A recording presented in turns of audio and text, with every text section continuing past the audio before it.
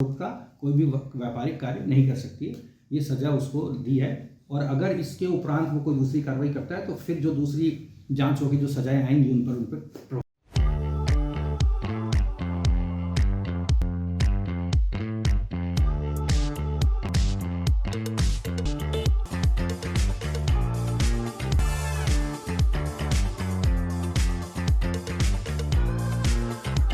JLN पे हमें एक शिकायत प्राप्त हुई थी जिसमें कुछ दवाइयाँ जो डॉक्टर के प्रिस्क्रिप्शन में लिखी थी वस्तुतः उससे उलट कुछ दवाइयाँ उनकी तरह दी गई थी, जिस पर हमारे औषधि नियंत्रण अधिकारी द्वारा जांच की गई और जांच में जो बिंदु पाए गए और उन्होंने उसकी तरह जवाब दिया, उसका अध्ययन करने के बाद ड्रग एंड कॉस्मेटिक एक्ट के नियम 65 में फर्म को निलंबित करने का प्रावधान है। तो फर्म को हमने 5 दिन के लिए निलंबित किया है, दिनांक 16/12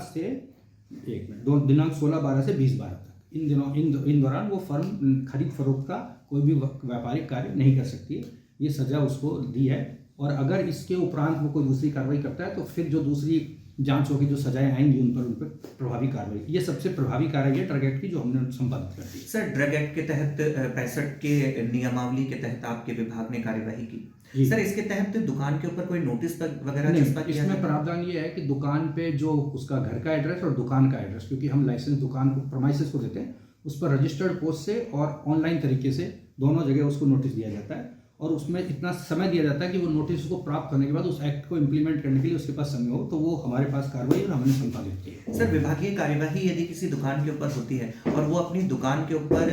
किसी और प्रकार का इश्तिहार लगा करके और जनता को बताना चाहता है तो उसके तहत भी कोई प्रावधान या कार्यवाही? अगर वो दुकान बंद है और वो क्रय विक्रय नहीं कर रहा है तो सरकार के आदेश की पालना अगर उसने कर ली है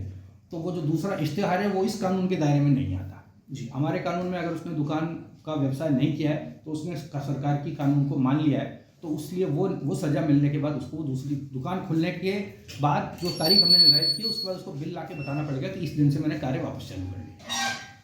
ठीक सर।